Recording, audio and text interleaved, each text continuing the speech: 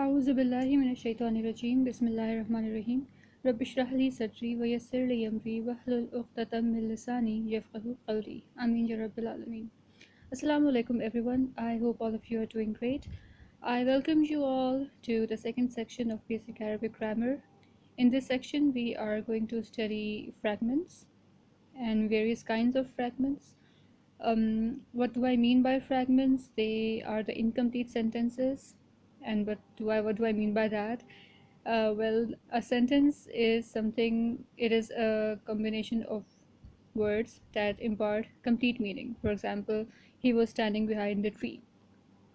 However, if I were to say only behind the tree, then you would want more explanation to it, right? What's behind the tree, or who was behind the tree? What do I mean by just behind the tree?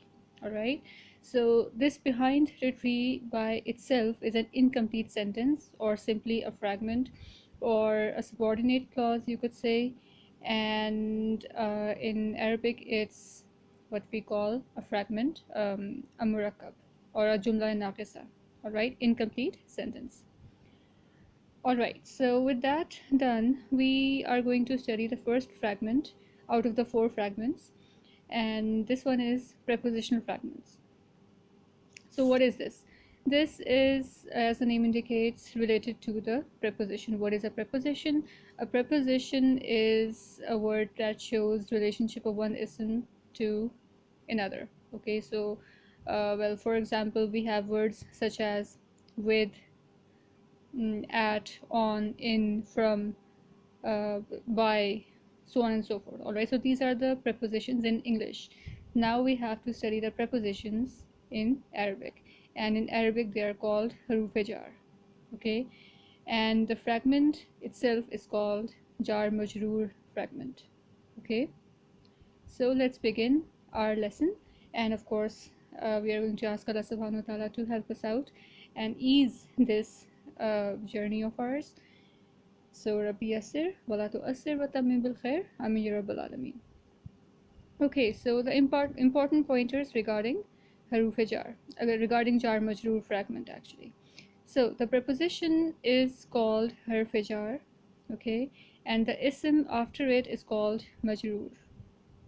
Now this majroor, if you might have picked it, rhymes with the pattern of, I hope you have said it already, maf'ulun. Alright, and this maf'ulun pattern is the pattern for object. Alright, so an ism that receives an action. This majroor has received the action of being in jar. So majroor is always in jar form. Alright, any ism that is in jar form is called majroor. Alright, so the ism after the haruf jar is called majroor, and by definition it is always in jar form, and it is always next to haruf jar. There are some fragments, or there are some situations in which there is a distance, or there is an intervening word between a particular harf and its ism. Okay, so that is not the case in jar majroor. These two entities, jar and majroor, are always going to be next to each other. No intervening word in between them ever. Okay, all right, so let's see, what do we have here. Our example is wal-Qur'ani. This is our harf jar, and al-Qur'ani, this is our majroor, and of course it is in jar form and it is next to jar. All right, harf jar, and it is actually wa al-Qur'ani. All right, but in order to facilitate the smooth flow of speech, we simply make this hamzatul wasl silent. Okay, so its fatha gets chucked off, and we join this wa with lam tarif directly. All right, this holds true for the qamari letters, the ones that do not have the ability to silence the lam tarif. All right, and those are the letters included in acronym of haq ka khauf ajab gham hai. This is something that we have already covered in section A. and now we are going to build on it. Okay, and in case there is any letter that does not have this ability, the ability to silence the lam tarif, then this would join to that letter directly, such as seen or sawed. Okay, examples are coming up. There are plenty of examples. So the point to remember is just this: jar and majroor. Majroor is always in jar and always next to our harf jar. Okay, now let's come to the haruf themselves. Okay, so 2 points that I want to clarify. First of all, the meanings that I've written here are the common meanings, and this is so because there are plenty of meanings and usages of each of these haruf.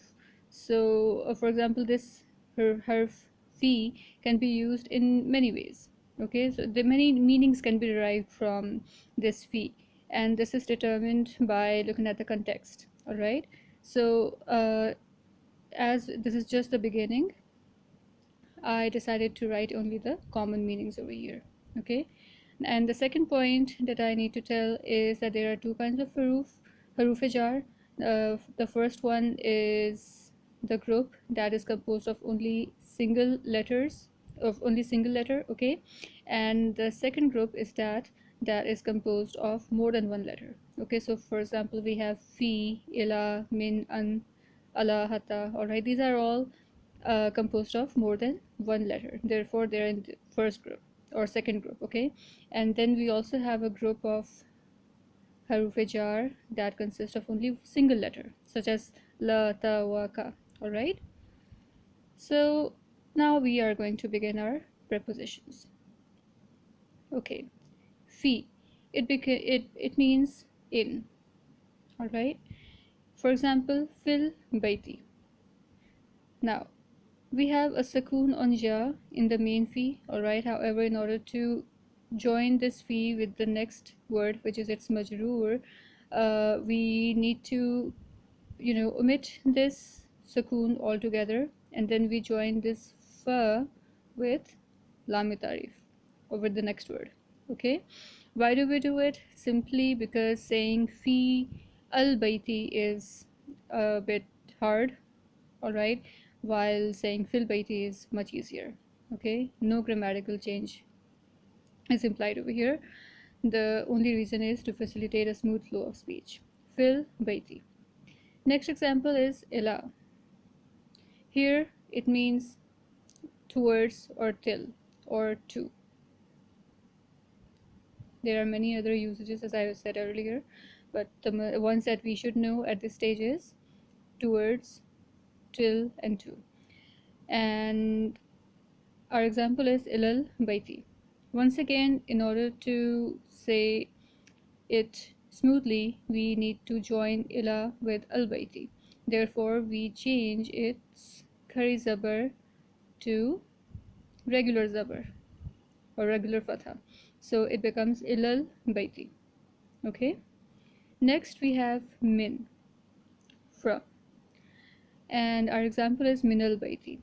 Once again, if we need to, well, if not just if, we have to do it because it is easier to say minal baiti than saying min al baiti. Okay, so once again, smooth speech. For this we need to combine these two, attach these two. How do we do that? We simply silence the hamzatul wasl and we remove its or replace its sukoon with a fatha, and then it gets joined with the lam tarif very easily. If the majroor was baitin, for example, all right, then it would have been min baitin. Okay, we wouldn't have needed to join these two together, but since it is al baiti, we have to join these two, and it becomes min al baiti. The thing to remember is that its sukoon becomes a fatha. All right, however, the reverse is, or the opposite is observed in an. The preposition an means about, upon, or from, and in our example anil fahshai, we need to join these two. Why? Because once again, smooth flow of speech. Okay. However, instead of replacing it with a fatha, as was the case in min, we need to replace this sukoon with a kasra or a zir. Okay. Anil fahshai, because it is a bit hard to say an al fahshai. Okay. Therefore, anil fahshai. Next preposition is ala, over, upon, at, or on. And our example is ala Muhammadin alayhi salatu wasalam. Okay. Now, once again, since this word Muhammadin does not have an al attached to it, okay, therefore we do not need to attach these two words. Alright, and this khari sabr remains intact.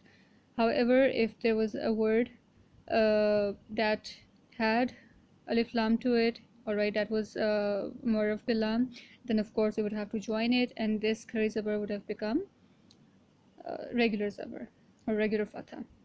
Ala Muhammadin. Next example, next preposition is hatta, which means till or until. For example, hatta hinin. Alright, till a specified time. Next preposition is ma'a. It means with. For example, ma'al usri. Al usri. Jar form, it's majroor, alright, and it means the difficulty. Ma'al usri, with the difficulty. Lam. Now this letter lam has many uses, and there are about 25 different usages for this letter lam. Alright, and we are going to study each one of them inshallah. First usage that we need to study is its use as a preposition, as a harf jar. Okay, so it means for as a preposition, and our example is li zaidin, for zaid. Okay, another example is lillahi, alhamdulillahi, for Allah. Alright, and then similarly we often say lillahi or lillah, you know, for just do it for the sake of Allah. Alright, it's also used in this sense. That's how we use it commonly, lillah. So lillahi is one of the examples. Alright, then we have the letter or the particle ta. Now this is used for taking an oath only by Allah. Alright, only by Allah. So tallahi means swear by Allah or oath by Allah, oath on Allah. Alright, however, if you want to swear or take an oath by anything other than Allah, then you use the preposition wa. Okay, so wal qamari. Now there is another wa that we are familiar with. It is harfi ataf. Alright, it means and. However, that wa does not cause its ism to be in jar form. Alright, and this one does. Okay, so that's how you can make the distinction. If the ism after wa is in jar form, it obviously means that this is the oath wa. Alright, next example, next preposition is ka. It means like or similar to. Okay, so like a diamond in the sky, for example. So in Urdu we have the phrase ki tarha. Okay, so you can remember its meaning from that ki tarha. Okay, so ka means like or similar to, and its example is ka masalin, like or similar to an example. Okay, an example, similar to an example. Next we have be. It has many usages and many meanings. Alright, these are the common ones and the important ones really at this stage. So we have with, the meanings of with, in, due to, via, along with, at, and also for an oath. So if we say billahi, it may also mean that someone is taken an oath by Allah. Okay, so it all depends on the context. And it is also used as a phrasal verb. Now, what is a phrasal verb?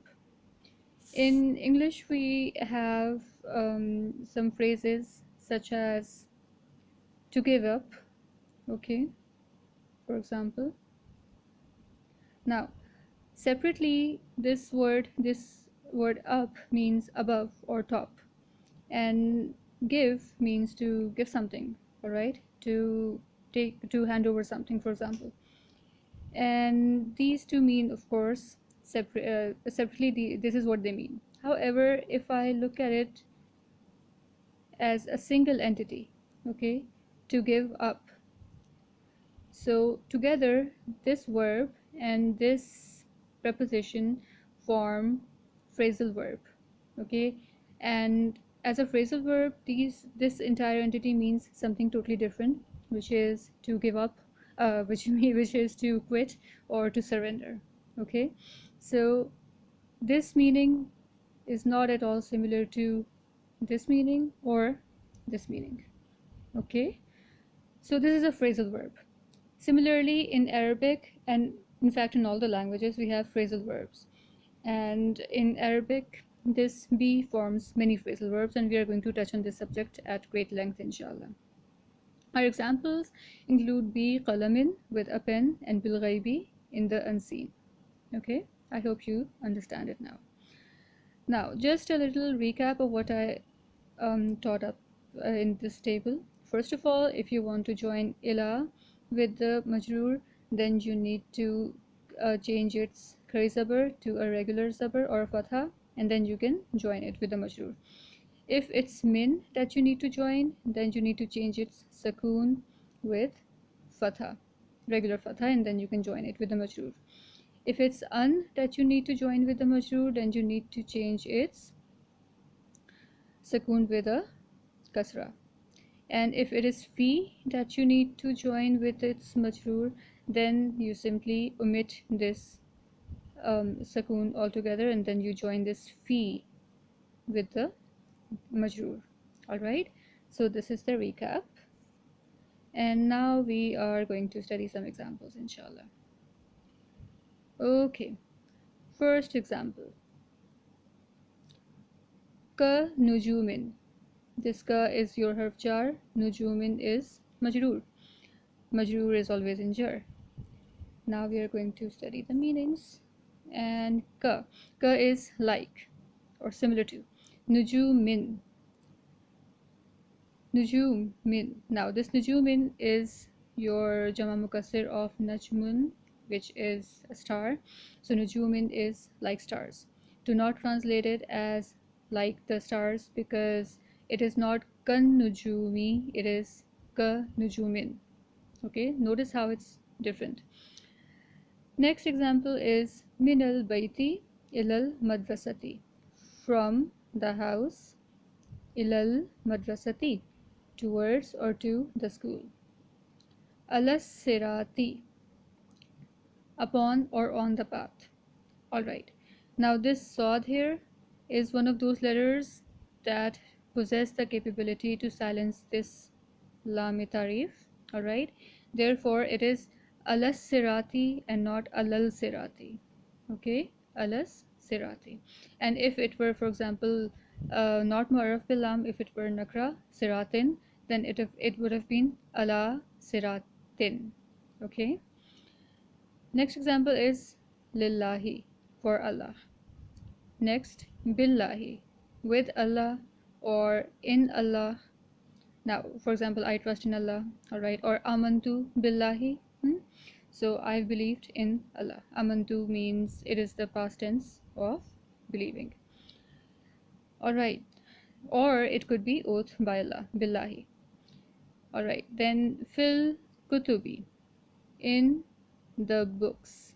Now, if you just remove this al for a second, it would be kutubin, nakra, and kutubin is a jar form, its rafa would be kutubun, and kutubun is the jama mukassir pattern, alright, fu'ulun, so it's books. So if we bring it back, if we bring this al back, it would be fil kutubi, in the books.